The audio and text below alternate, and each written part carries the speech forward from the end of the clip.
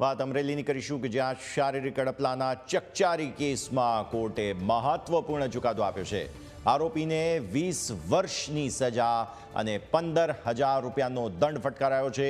ભોગ બનનારને 50,000 રૂપિયા વળતર પેટે ચૂકવવાનો પણ આદેશ આપવામાં આવ્યો છે। રાજુલાના એડિશનલ ડિસ્ટ્રિક્ટ એન્ડ સેશન્સ તથા સ્પેશિયલ કોર્ટે આરોપીને સજા ફટકારી છે। આરોપીએ કુંભારિયા ગામની એક બાળા સાથે અડપલા કર્યા હતા। તો અમરેલીની આ વિગતો સામે આવી રહી છે કે જ્યાં શારીરિક અડપલાનો જે ચકચારી કેસ હતો તેમાં આખરે હવે સજા સંભળાવવામાં આવી છે।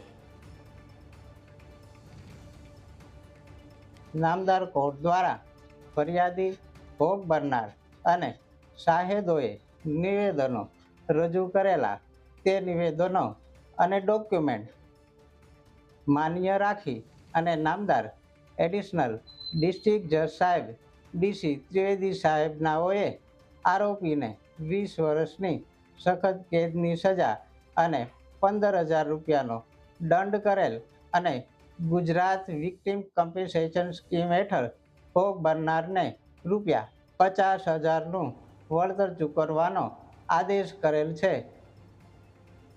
તો આ વિશે વધુ વાતચીત કરીએ। સંવાદદાતા દશરથ અત્યારે ફોન લાઈન પર આપણી સાથે જોડાઈ રહ્યા છે। દશરથ, જણાવો, જે રીતે આ જે કેસ છે અત્યારે ફિલહાલ ખૂબ જ મહત્વપૂર્ણ સજા સંભળાવવામાં આવી છે, શું વિગતો અત્યાર સુધીમાં સામે આવી છે?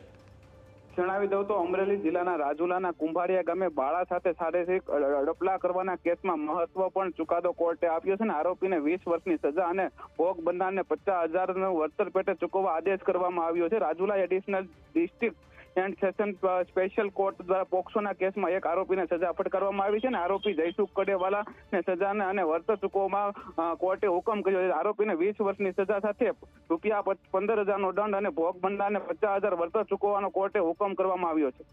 બિલકુલ, ખૂબ ખૂબ આભાર દશરથ આપનો અમારા સાથે જોડાવા માટે અને આ માહિતી માટે।